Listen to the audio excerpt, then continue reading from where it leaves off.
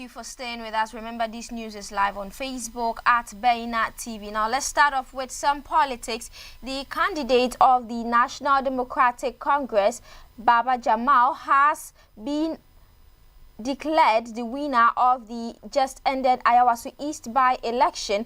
This was announced by the Electoral Commission on Tuesday evening. Supporters of Baba Jamal erupted in jubilant celebrations across the constituency following the official declaration.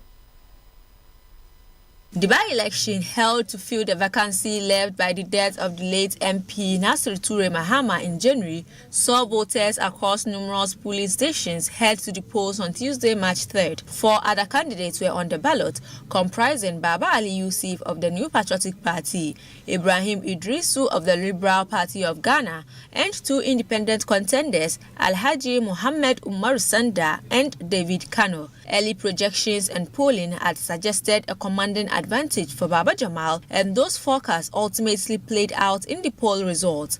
The day was marked by lower than expected turnout in the early hours, with observers noting that Ramadan fasting may have contributed to some voters arriving later in the day. Security was a prominent figure of the election day arrangement. In the run-up to voting, the Ghana Police Service assured the public that comprehensive measures were in place to maintain peace before, during, and after polling, with personnel deployed at all designated stations and key locations in the constituency. Throughout the day, police officials described the environment at polling stations as calm and orderly and emphasized that the security presence was sufficient to handle any eventuality as counting and collation got underway. The National Chief Imam Osman Nuhu Shaributu has expressed condolence to the government and people of the Islamic Republic of Iran following the reported assassination of the country's supreme leader, Ali Khamenei.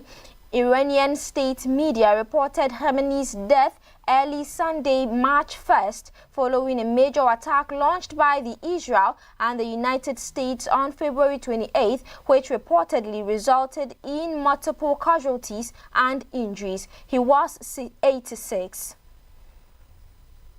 In a statement dated Tuesday, March 3rd, the Chief Imam expressed sorrow over the loss of lives in the conflict and urged all parties to respect national sovereignty, human dignity, and the sanctity of Ramadan. He described the development as a moment of profound grief for the global Islamic community. The Chief Imam portrayed Ayatollah Khamenei as a devoted leader who combined public service with commitment to his faith, demonstrating what he described as the compatibility of religion and governance in advancing social order and national development. The revered cleric condemned what he termed as U.S.-Israeli aggression, which he said resulted in the killing of the Iranian leader during the holy month of Ramadan. The Chief Imam observed that although the conflict appears largely geopolitical, interfaith harmony remains critical to achieving lasting solutions. He emphasized the need for a renewed global order anchored on the principle of right over might, which he said would help strengthen peace and security worldwide. The statement concluded with prayers for Allah's mercy upon the soul of Ayatollah Ali Khamenei and all others who have died in the conflict.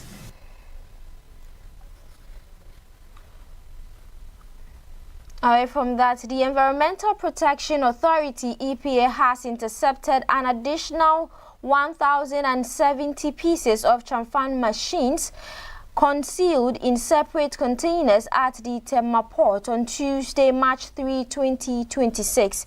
The latest seizure comes just weeks after the authority uncovered more than 200 Chamfang machines hidden in 14 shipping containers in a similar operation.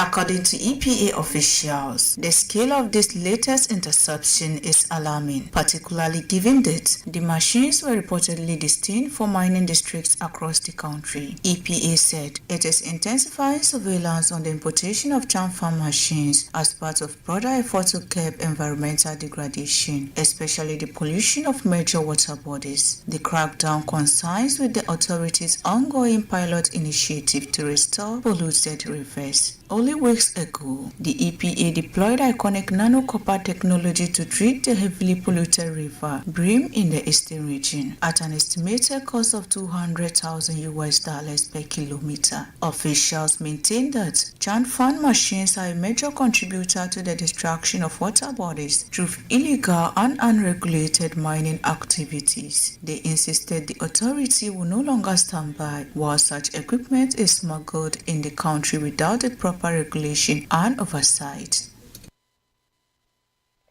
A vehicular crash at Edwardjay on the Cape Coast Takoradi Highway has left 11 people injured, according to the Central Regional Fire Service. The accident occurred around 7:30 p.m.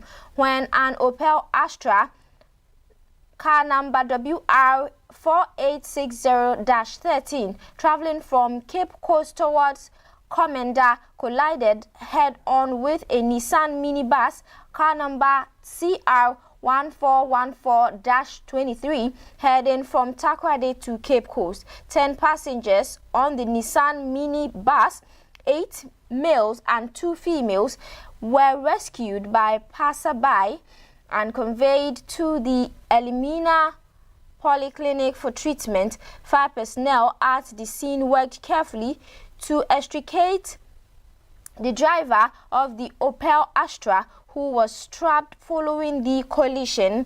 He was also transported to the Elmina Polyclinic by the National Ambulance Service. Rescue teams cleared debris from the road to restore traffic flow and ensure safety at the accident site. Officials said the cause of the accident has not yet been determined and is subject to ongoing investigations.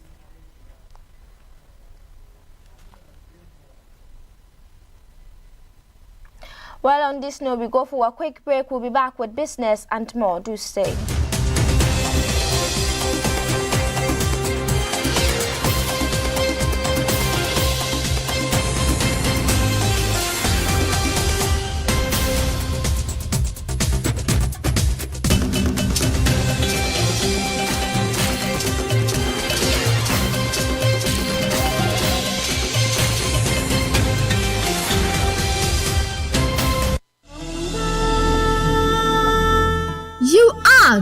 We had Baina TV presents Baina Trade Connect Pre-Eid Edition, the ultimate pre-Eid marketplace. Join us at Medina Zurak Park, Libya Quartet for a weekend of shopping while enjoying the full Ramadan experience. Come shop your Eid essentials from outfits, gifts, food, and more, all in one place. Enjoy iftar hangouts and savor delicious food at our food bazaar while shopping the finest at discounted prices. Get ready for the vibe on 6th, 7th and 8th of March 2026 at the Medina Zurak Park, Libya Quarters. To book a stand, call or WhatsApp 053-948-7757. So tell a friend to tell a friend. Come shop, eat, connect and celebrate the pre-Eid vibes. Baina Trade Connect Pre-Eid Edition. You can't miss it.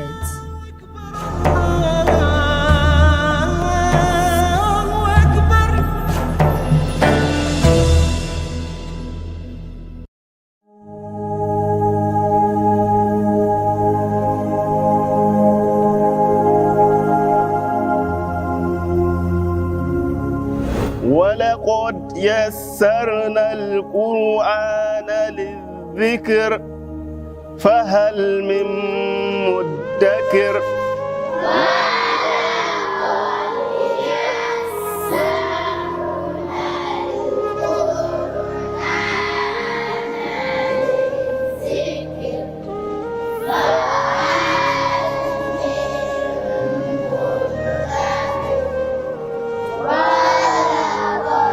Allah subhanahu wa ta'ala yana tambayar mu a cikin Alkur'ani mai girma, walaqad yassarna alqur'ana lidhikr fahal min mudakkir. Hakikan mun sawwaka Alkur'ani domin tunatarwa, shin akwai wanda dai tuna? A yanzu haka babu wanda ya san adadin mahaddatan Alkur'ani a cikin shekara a duk fadin duniya. Saboda shi ku kasance tare da ni Amir Mukhtar a nan Baina TV a cikin wanga watan Ramadana mai albarka, a yayin da nake tattaunawa da mahaddatan Alkur'ani game da matsalolin da suka fuskanci a yayin haddan Alkur'ani, sa'annan kuma abin da ya ƙara musu kwazo a lokacin da suke haddan Alkur'ani. Be inspired by the stories of my guests on my Quran journey in order to start your own journey into the recitation and memorization of the glorious Quran. My Quran journey, a journey to light. My Quran Journey with Amir Mukhtar. This season at 8:30 p.m. and repeat at 3 a.m. only on Baina TV. Bismillahirrahmanirrahim.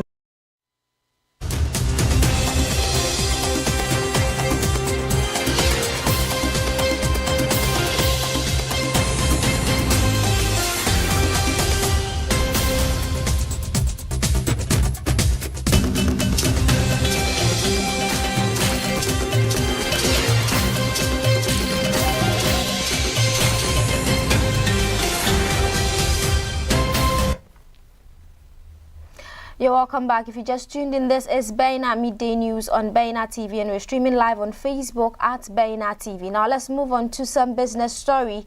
The National Petroleum Authority has scrapped the application of discounted fuel prices across the downstream petroleum sector. It has thus directed that all oil marketing companies and LPG marketing companies to cease applying selective price reductions at designated retail outlets. The decision, captured in a review of the petroleum product pricing guidelines effective 16th March 2026, applies to all OMCs and LPG MCs operating in Ghana. Under the revised framework, operators are required to implement uniform ex-pump prices at their retail stations in line with the approved pricing formula, effectively eliminating location-based discounting strategies.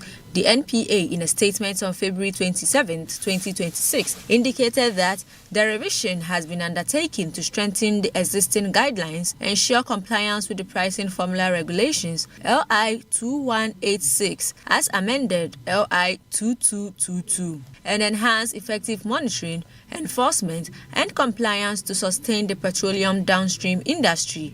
The NPA has further invited all OMCs and LPG MCs to a meeting on Wednesday, March 11, 2026 at its head office to discuss the revised guidelines and provide clarity where needed ahead of the implementation date. The downstream petroleum regulator has warned of sanctions against industry players who fail to comply with the revised petroleum product pricing guidelines. The revised guidelines are expected to significantly impact major oil marketing companies, including market leader Star Oil, which had employed selective discounts at some retail outlets as part of its pricing strategy. State-owned Guel PLC also adopted similar discount models, while other OMCs introduced price discounts amid an intensifying price war to maintain competitiveness. Despite the regulatory shift, Star Oil maintains that it operates one of the lowest cost per litre structures in the industry and remains confident in its ability to deliver competitively priced quality fuel products under the new regime. Under the previous 2024 petroleum products pricing guidelines, retail outlets were permitted to offer discounts to consumers of up to 2% of the prevailing ex-pump price approved by their sponsoring OMC or LPG MC.